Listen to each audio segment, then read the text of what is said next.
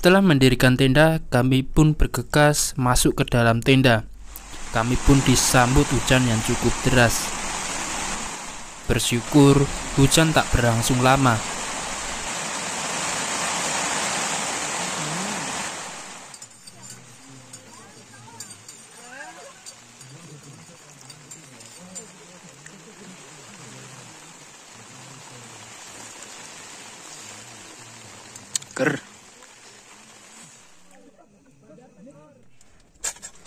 Menu hari ini pokoknya mangan mie goreng John rasa ribet-ribet. Ini buat juga.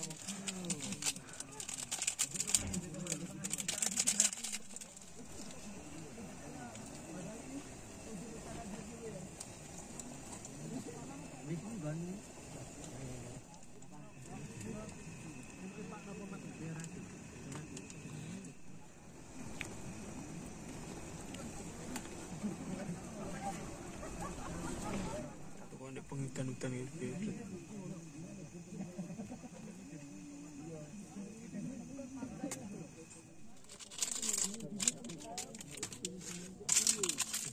Masih first impression.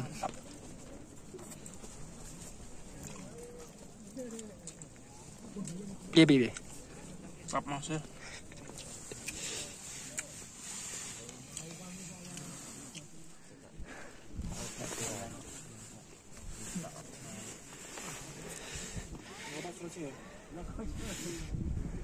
Ya.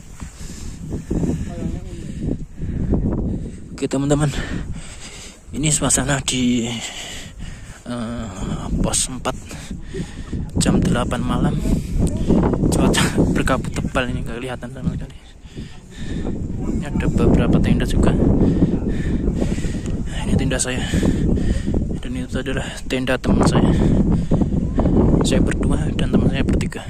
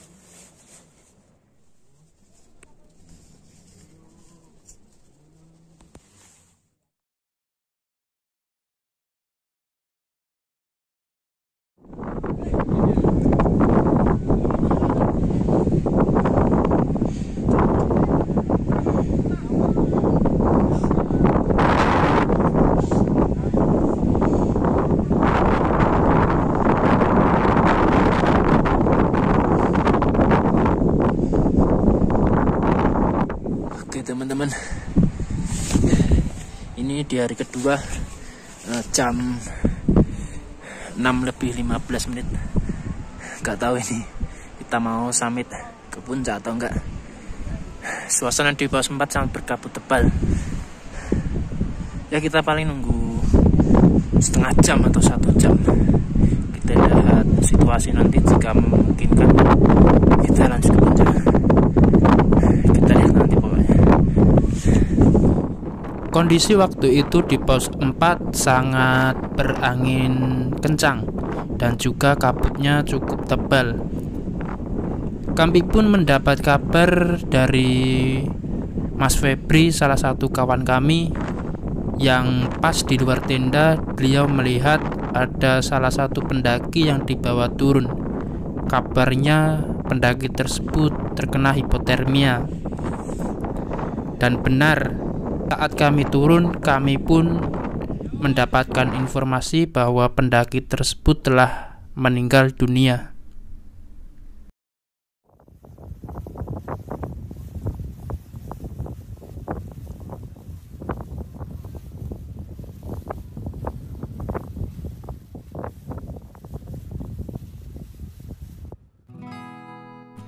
Kabar ini kami dapat setelah turun dari pendakian Gunung Lawu via Cemoro Kandang ini. Semoga Ini bisa menjadi pelajaran bagi kita semua, bagaimana pentingnya safety, perlengkapan, persiapan dalam pendakian gunung. Semoga kurban ditempatkan di sisi terbaiknya Allah Subhanahu wa Ta'ala. Amin ya Rabbal 'Alamin.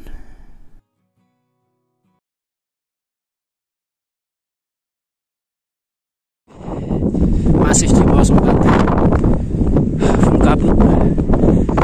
Ini masih nunggu ini. Udah jam 7:10, tapi kabutnya masih sangat tebal sekali. Kita sudah nunggu kabut dulu. Turun. Ya teman-teman, ini udah nunggu hampir setengah jam di pos 4. Masih berkabut tebal ini. Gak tahu ini gimana ini, apa kita memaksakan atau kita turun.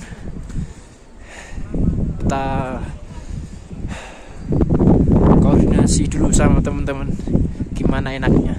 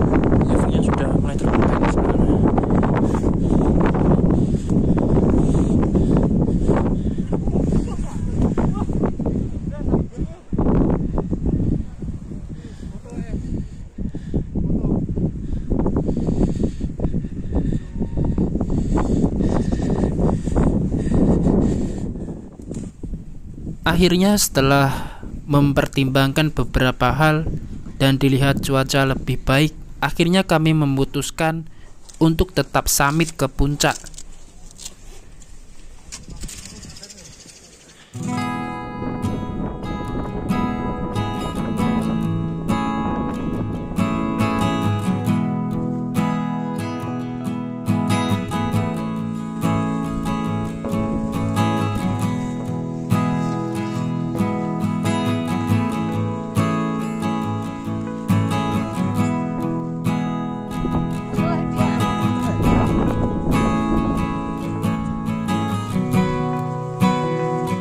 Sekitar jam 8 lebih 10 menit kami mulai bergerak meninggalkan pos 4 di bawah jarak pandang yang cukup terbatas.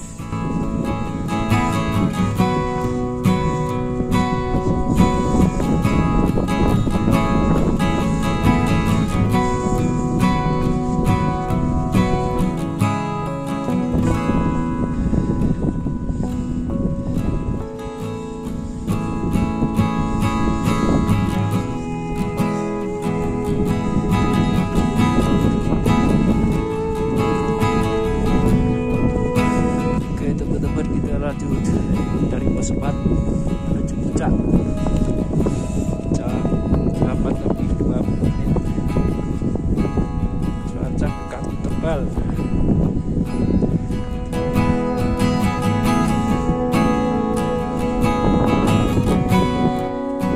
Kami bukan golongan pendaki yang bodoh yang hanya mementingkan puncak, puncak, dan puncak. Kami memutuskan untuk tetap lanjut ke puncak setelah mempertimbangkan berbagai hal, salah satunya dari keselamatan kami. Bagi kami puncak memang tujuan, tapi pulang dengan selamat itu jauh lebih penting.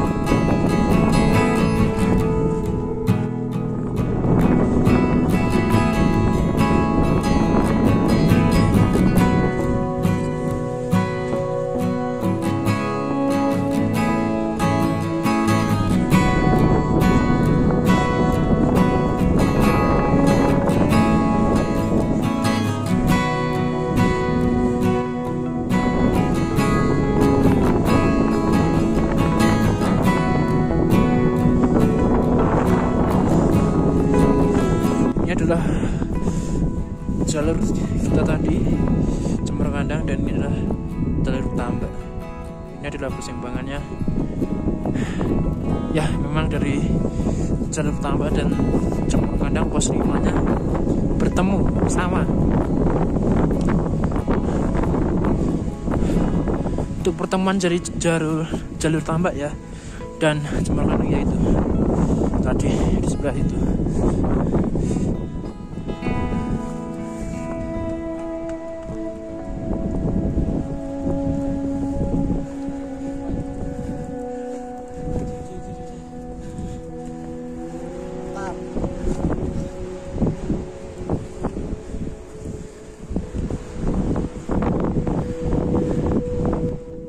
Sebelum ke puncak, kita harus melewati satu pos lagi, yaitu pos 5. Pos 5 sendiri merupakan persimpangan jalur. Kawan-kawan mau ke puncak langsung atau ke Hargo Dalem, yaitu adalah warungnya Mbok Yem, warung tertinggi di Indonesia. Jarak antara pos 4 ke pos 5 ini sejauh 1,3 km.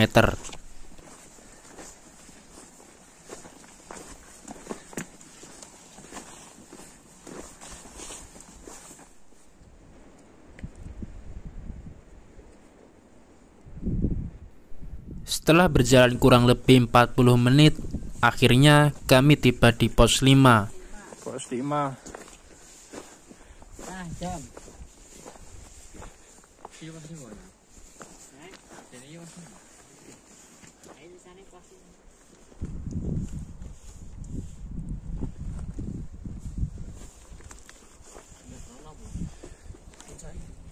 Pos 5.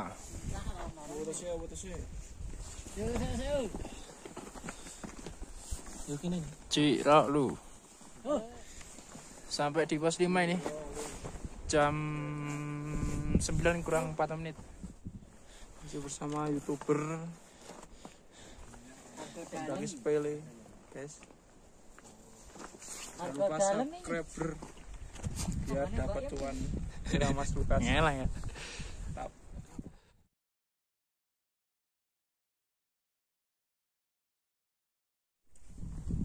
Dari pos 5 kita menuju puncak.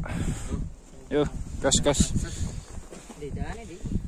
Jarak dari pos 5 ke puncak sejauh 350 meter dengan tanjakan hampir 90 derajat.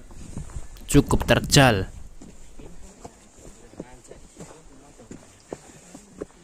Kita ke puncak dulu, nanti habis dari puncak kita mampir ke Hargo Dalem atau ke warungnya Mbok Yem untuk sarapan. Ini cuaca masih berkabut ini, cuman udah agak panas.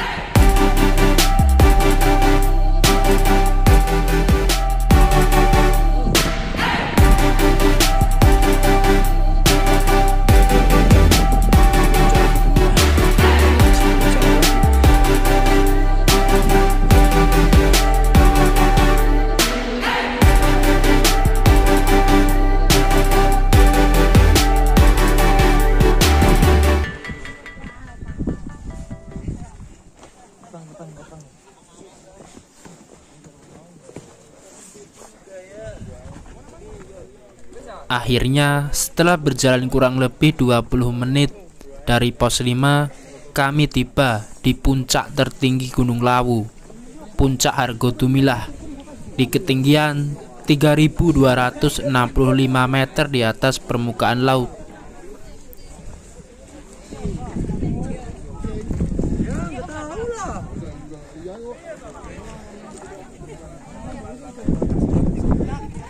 Puncak Argo Tumilah 3265 mdpl.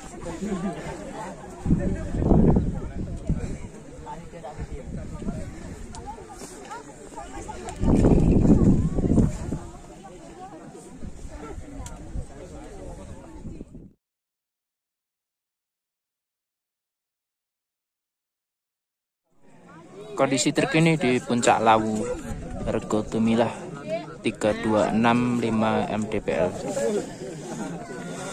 Jam 9:36. Full pendaki.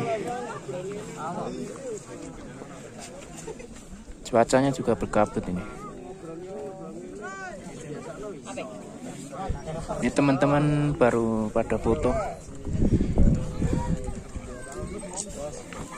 Iya Mas. Nah, ini baru antri foto ini para teman-teman.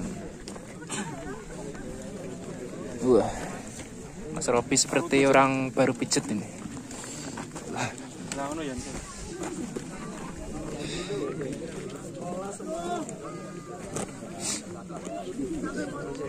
Mas mungkin setengah jam ini dari sini.